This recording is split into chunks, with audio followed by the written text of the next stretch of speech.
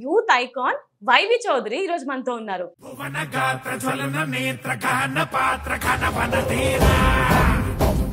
ఎందుకు అసలు ఈ వైవి చౌదరిని చాలా మంది దాదా అంటున్నారు, గూండా అంటున్నారు, రౌడీ అంటున్నారు?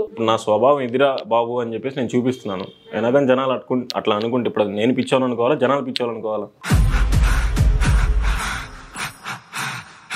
ఒకప్పుడు రౌడీగా ఉన్న వైవి చౌదరి మళ్ళీ సోషల్ మీడియాలోకి రావడానికి గల రీజన్ ఏంటి? సినిమాల్లోకి రావడం అని చెప్పి బెస్ట్ యాక్టర్ అవార్డు తీసుకోవాలని నా కోరిక. మా నాన్నగారి చేతుల మీదుగా తీసుకోవాలని నా ఆశ. సో మీరు చాలా సెటిల్మెంట్స్ చేస్తుంటారంట.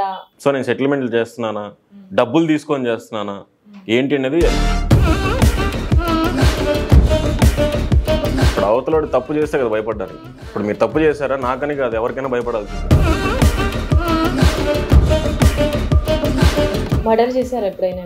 నేను మంచోడిని మాత్రం అస్సలు చెప్పట్లేదు. నేను మంచి చెడ్డోడిని. ఉండేవాళ్ళు ఉండమంట, బాత్రూంలో స్నానం చేసేటప్పుడు ఒకటి రాలింది అనుకుంటా, అంతకుమించి నాకేం ఉండేదిలే.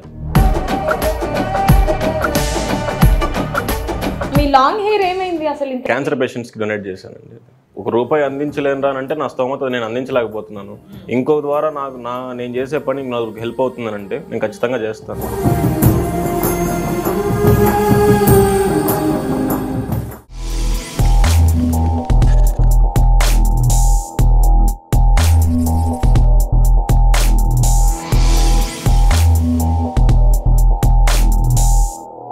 ఏంది శిష్య, ఇన్స్టాగ్రామ్ మొత్తం రఫ్ ఆడిచ్చేస్తున్నావు, ఏంది మళ్ళా కథ? కథ ఏం లేదు, మీరు చెప్తే నేను తెలుసుకుంటా. అంటే ఇన్స్టాగ్రామ్ మొత్తం అసలు షేక్ ఆడిచ్చేస్తున్నావు కదా. ఎక్కడ చూసినా ఇన్స్టాగ్రామ్ ఓపెన్ చేయగానే స్క్రోల్ చేస్తే అన్ని రీల్స్ రీల్స్ రీల్స్, అందరినీ కొట్టడం. ఎవరిని కొట్టాను అంటే చూస్తున్నాం కదా, ఆ గన్ను ఎప్పుడు చేతిలో గన్ను ఉంటది. కన్నా బొమ్మ తుపాకి కూడా అనుకోవచ్చుగా. బొమ్మ తుపాకి అనుకోవడానికి లేదు, ఎందుకంటే ఒకసారి 2 సార్లు అంటే అనుకోవచ్చు. అంటే చాలా సార్లు చూసాం కదా. దేంట్లో చూసాను? నాకు కొన్ని వీడియోలు చూపించండి, చూస్తాను. ఇన్స్టాగ్రామ్ ఓపెన్ చేస్తే ప్రతి ఒక్కరి క్వశ్చన్ అదే. కమెంట్లో కూడా చాలా చూసాం మేము. ఏంటి ఆ గన్, ఏంటి ఒరిజినల్ గన్నా, ఎవరిని చంపడానికి ఏంటి అని. గన్ అనేది మేము ఊరికి ఎవరిని చంపడానికి పెట్టుకోరండి, మన సేఫ్టీకి మనం పెట్టుకుంటాం. అంటే మీ ప్రాణం మీద మీకు భయమా? భయం కాదు, ఆశ. అందరికీ ప్రాణం అంటే ఆశ, భయం అనేది ఉంటుంది. బట్ మీరు గన్ తీసుకొని వెళ్ళేంత భయం. నాకు ఇంకొంచెం ఎక్కువ ఆశ, గతంలో ఎక్కువ ప్రేమ, ఎక్కువ ఆశ ప్రాణం అంటే. అంతే, అందరికీ ఉంటుంది, మీరు చెప్పినట్టు కరెక్టే. నాకు ఇంకొంచెం ఎక్కువ. అదే గతంలో ఏమైనా చేశారా? అంత భయపడుతున్నారు, మరి మేమందరం కూడా ప్రాణం మీద భయమే ఉంటుంది. గతం గత బాబా. ఇప్పుడు చెప్పారా గతం గురించి? గుర్తులేదు, మర్చిపోయారా? గుర్తు తెచ్చుకుంటారా? చూద్దాం. ఓకే, ఎనీవేస్ మీ లాంగ్ హెయిర్ ఏమైంది అసలు? క్యాన్సర్ పేషెంట్స్ కి డొనేట్ చేశానండి. ఓహో, అంటే అంత లాంగ్ షూటింగ్ కోసం పెంచుకున్నాను. ఇటు తిరిగి పెంచుకున్నాను కదా, మళ్ళీ కట్ చేయించేటప్పుడు మళ్ళీ ఫ్రీగా కటింగ్ షాప్ వాడికి ఎందుకు ఇవ్వడం, మన వల్ల నలుగురికి ఉపయోగపడితే బాగుంటుంది కదా అని చెప్పి క్యాన్సర్ పేషెంట్స్ డొనేట్ చేశాను. మరి ఇంత మంచి వైవి చౌదరి ఎందుకు అందరి దృష్టిలో రౌడీ లాగా, దాదా లాగా? నాకే అర్థం కావట్లేదు ఎందుకనేది. అదే అన్నారు కదా గతం గతహ అని, మరి గతంలో ఏమేమి చేసి ఉంటారో? మరి గతంలో ఏమి చేసిండండి. ఇప్పుడు మీ చిన్ననాటి, మీ టీనేజ్లో మీరు కాలేజీలో ఉన్నప్పుడు చిన్న చిన్న గొడవలు చేయరా? అంతే, నేను కూడా అంతే కదా. అంటే మేమేం చేయలేదు, మా కోసం వేరే వాళ్ళు చేశారు. ఇప్పుడు మీరు అమ్మాయి కాబట్టి అదే మా కోసం వేరే వాళ్ళు చేశారులేండి, అది వేరే విషయం. మరి అంతమంది హైలైట్ అవ్వలేదు, మీరే ఎందుకు హైలైట్ అయ్యారు? దేవుడు రాతి, మనం ఏం చేస్తాం. మరి హెయిర్ క్యాన్సర్ పేషెంట్స్ కి డొనేట్ చేయాలనే మంచి ఆలోచన మీలో ఎందుకు వచ్చింది? మీరు రౌడీలకి రౌడీ, గుండాలకి ఎవరు చెప్పారండి? ఇప్పుడు రౌడీ గుండాని ఎవరు చెప్పారు? మీరు చూసారా?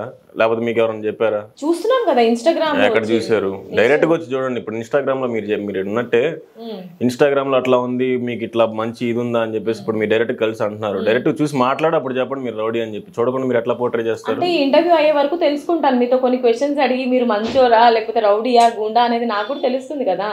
ఇది వరకు చాలా మంది మీ గురించి తెలుసుకోండి, అట్లానే మా జనాలకు తెలియజేయండి. అదే నా ఇంటెన్షన్.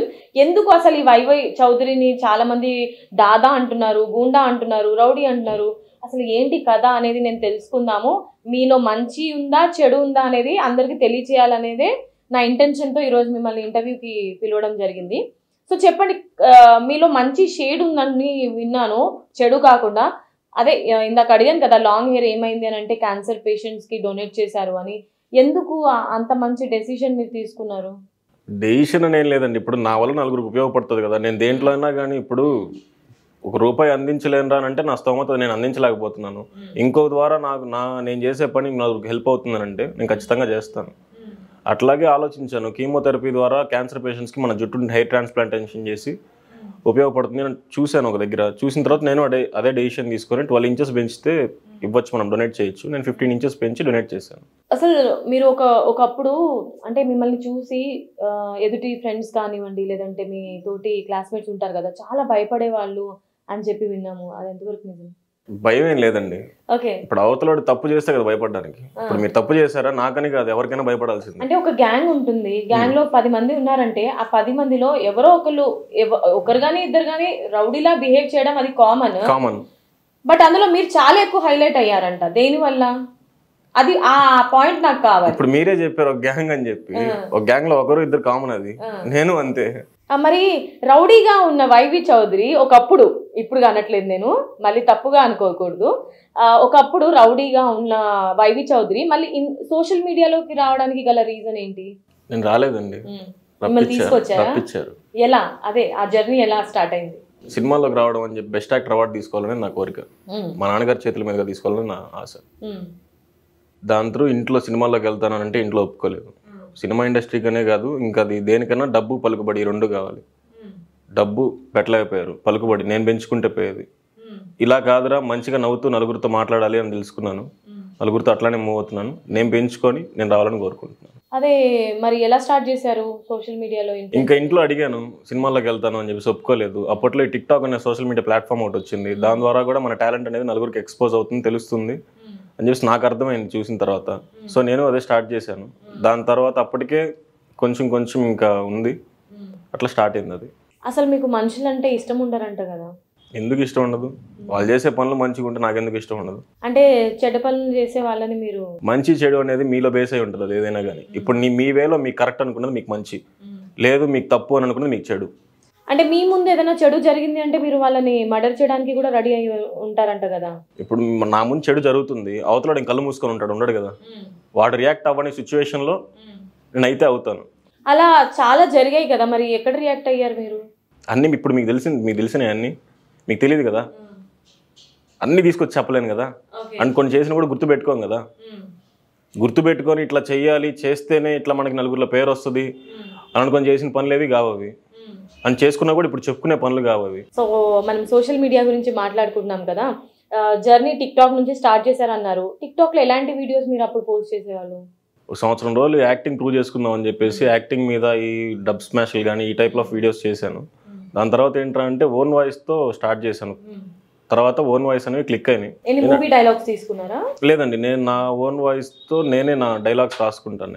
నేను ఎట్లా యాప్ట్ అవుతాయని చూసుకొని నేనే డైలాగ్స్ రాసి నేనే ఇది చేసేవాడిని.